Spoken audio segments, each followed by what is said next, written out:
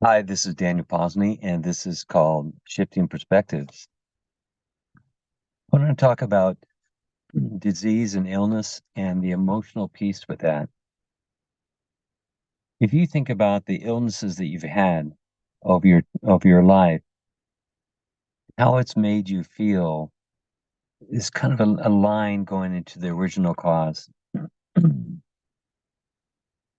I remember when I was a kid and I had acne, like a lot of us kids did. Of course, we weren't eating right. We didn't drink a lot of Kool-Aid and candy and processed food and microwave food and all that. I'm sure that had a play in it, as all physicality does. But how it made me feel really had something to do with the cause of it. And it had to do with not wanting to be seen, not feeling good about myself, not wanting to kind of show my face, wanting to keep myself very low profile. And that was there before I got the acne.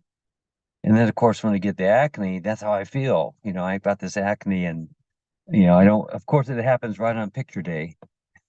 So all those feelings about having acne are actually how I felt before. It just kind of got exacerbated and physicalized. There's four separate illnesses that I want to talk about. One is cancer, the other is being overweight, the other one is injury or accidents, and the last one is heart issues. So the first one, cancer, the big one, um, if you ever talk to someone or if you yourself have experienced cancer, we all have cancer in our bodies, but if it's kind of come out as a illness or a tumor or something like that, it's been exacerbated into this physicality. And how you feel about the cancer, there's this whole story and this whole energy around cancer that once you hear that the C word, it's this big thing. And, that's where, a lot of people can die or, completely, negatively affects their lives. So there's this feeling of hopelessness that once you get that big diagnosis, you're kind of at the whim of, oh my gosh, whatever someone can do for you, even if it's poisoning your entire body at the brink of death, you'll take that, or some people will, or, applying this deadly radiation to your body, or going into your body and surgically cutting out something, and hopefully that fixes it. So there's this drastic measures that come from hopelessness. And what I'm finding is that at the core of all of it is this hopelessness, and then also added on to that is depending on where the cancer is in your body, there's this added feeling or added emotion about it. A lot of it is around guilt and shame. And then if you go to the particular body parts, for women and men, the breasts are about nurturing. It's about this unrequited love. It's about things being ripped away from your breast or torn away from you. And so you can feel that's the energy around the breast, around mastectomies and around nurturing and getting nourishment from the breast. So it's all this kind of generalized emotion. And I know this, if this is new to you, it might feel kind of like it's kind of this out there kind of thing. But if you really look at it scientifically and really do your research on it, do your due diligence and see what scientists and researchers outside of normal physical science have to say, the people that know metaphysical and psychology and the mind and that kind of thing. And what you'll find is that the mind and the consciousness and the intuition are very powerful. And we can affect the spirituality says you can affect your reality or you create your reality with your mind, with your thoughts and your beliefs. And that's been proven to be the case is that we can use our mind in a very powerful way and we can affect our heart rate. We can affect our palms getting sweaty. We can affect the feeling in our body just by our mind and just by our thoughts. And so if our body is comprised of cells that get affected by that and DNA that get affected by that. It's a really amazing the power that we have with our mind. So that's to the side of that. That's kind of the basis of the understanding of body mind or psychosomatic connection. So the next one is injury and accident. And here's one it takes a lot of honesty to really look at this one. Injury and accident is about guilt and shame, and it's about feeling like you need to be punished. And I remember I had just gotten into a fight with my twin brother, Ken, and I did something really mean. And I felt so shitty about it. And I was in the bathroom getting ready to take a shower, and I said, God, uh, you got to punish me for this one, or something like that. I said, I can't believe what I just did, and you got to punish me. And the water went really cold. And I was like, oh, thank you. It's kind of like, oh man, that sucks. But then I was kind of a little bit happy that I got some kind of punishment. And I feel like that's what the injury and the accidents are a part of, is that inside somewhere, maybe not just 5 minutes ago, maybe not just an hour ago, but somewhere inside of there, we feel like we need to be punished. We feel guilty for something that we did or that we said to another person or to ourselves. And so inside we're hoping for some kind of punishment. Oh, I just got a cut, or I burned myself, or I stubbed my toe or something. And if you ask yourself, is there some little part of you that wants to be punished? So there's that one. And then the other one about being overweight. So if you really think about, like, when I start getting over the weight that feels really good to me, it's because it's a accumulation for me. It's accumulation of eating things that I feel like I'm getting away with, sweets and sugars, of a margarita or something, and it's that stuff that's really heavy in the fats. And after a while, if I kept on doing that, that would just keep on applying to my body, and might find myself over my best weight. And the other part of this, and this is mainly for women, but also for men too. Um, if you ever talk to someone that's really overweight, that has a real weight problem, and you ask them, why are you trying to protect yourself? And if you really get into it, if they'll allow it, if you can get into a conversation, I mean, it's usually related to some kind of abuse, childhood abuse, usually some kind of sexual abuse. That's just what I've seen in the majority of clients that I've had that have been really overweight. And it's a form of protection. And it's the kind of the phrase that goes on in their mind is, well, I guess it was my fault that I was too cute or too sexy. So I need to put on some weight to protect myself so that men or women will not find me sexy anymore and abuse me and cause that whole thing to happen. So there's this uh, mind program that goes on that is playing in the background and saying, well, if I do this, then that should never happen again. But that only kind of exacerbates the problem in a different way, and it makes them feel not worthy, not lovable. And what is it about me? Again, it keeps on showing up that I'm not lovable, and people just, will use me and abuse me.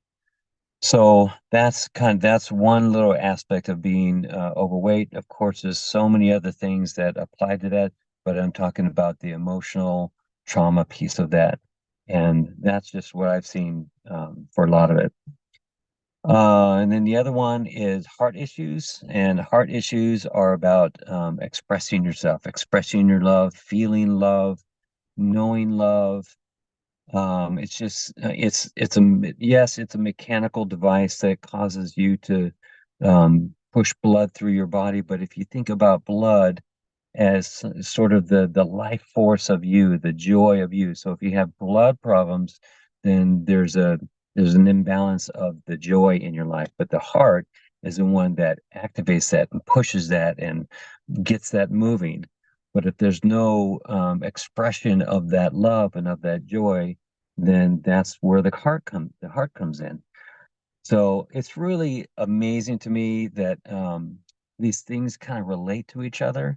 And like I think about the things that I've had in my life, and it's been very helpful to find out that the cyst that I had on my body or the nasal problem, the sinusitis that I had, all had some kind of emotional piece to it.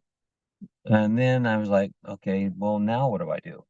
Well, usually those kind of realizations don't fix the problem, but really having some kind of an insight about it really helps to say, okay, this is just kind of a signal or a little alert to me that my sinusitis is about feeling irritated. Something is irritating me. So my job is not just to solve the physical illness. My job is actually to really, the focus is to work on the emotional piece of it. And then whether the physical thing fixes itself or not is not really my focus. And I want to say that about, about the big one too, about cancer too, is that, it's not really about healing the cancer. I know that sounds really weird. That's why not? It should be about healing the cancer. Actually, there's so much more benefit to being on the path or the journey of healing cancer because there's so much emotional trauma that can be wrapped up into that. And it's what I found in that in my life and my wife's life is that there's this richness that I get emotional just talking about. Being on that path and I'm being that on that journey is that the things that get opened up, the realizations and the looking at your own mortality and looking at your emotions and looking at what has affected you that you thought that you could just live throughout the rest of your life, but cancer has kind of brought it up. And that's really where the work is to look at those pieces. And that's why I love specializing in healing cancer on the emotional side, on the emotional trauma side. And it's just so rewarding to activate your life in such a deep way and to um, increase the life force in your life by looking at these things. Let's see, what's a couple more things I can look at? Oh, different types of cancer. I talked about breast. Um, what's the other one? The cervical cancer and that kind of thing. That's supposed to be related to um, that the only value that a woman has is being service to a man. And sometimes you see that in older Asian communities or in European communities sometimes where it's all about the men and the men are the most important thing and the woman is kind of secondary. And that's where the cervical cancer comes in, is that there's usually this feeling about that. Again, this isn't, 100%, and this isn't all Asian, this isn't all European. It's just that that's kind of where they tend to show up. God, I hope I don't get some shit for that one. Um, just look at that. There's some reality that I'm talking about that mainly men are seen as the breadwinners and most important and the smarter and all this stuff, and the women are just there to serve them. So if a woman isn't feeling that she is something without a man, then that where it comes into play. And the other ones, let's see, for men, prostate and testicular cancer, it's all about that masculinity. And if a man isn't feeling like he is able to express his creativity or express himself, that he's feeling emasculated or kind of suppressed in his masculinity, then that's about the testicular or testicles. And prostate is also about a little bit of letting go, like letting things flow and expressing. So if there's any problem with expressing and letting go and being yourself, then that's where that comes into play. Also, I understand that heart problems are also related to kidneys and thyroid because kidneys are kind of the filters or the flushers, and if they're not getting this movement of flushing and filtering, then they'll start having problems with the kidneys. And if kidneys are also about fear, that's a contraction, that's a holding back and not really a flowing. So, and then thyroid is all about expressing yourself and expressing your truth. So if you think about this, if there's a flow of energy, like Chinese medicine says, if there's a lack of flowing energy, wherever that um, energetic pieces in your body, whether it's in your voice, your thyroid, or whether it's in the letting go in your colon, or whether it's in your fear of your kidneys, or whether it's letting go of anger in your liver. It's all, man, it's so amazing to think that, gosh, somebody put this together in a pretty divine way. So, um, again, the answer isn't just kind of focusing solely on the physical and trying to fix the physical, but that's what science does. That's what medical does, allopathic medicine. But what I'm talking about is getting to the source of that before it became physical. And that's where the emotional piece comes in.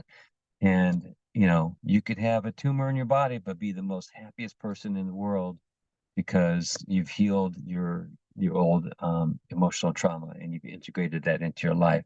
So the tumor doesn't really affect you, and that's kind of I think about that as a way to live would be to say, I'm not my body, I'm not the tumors in my body, I'm not the cancer in my body.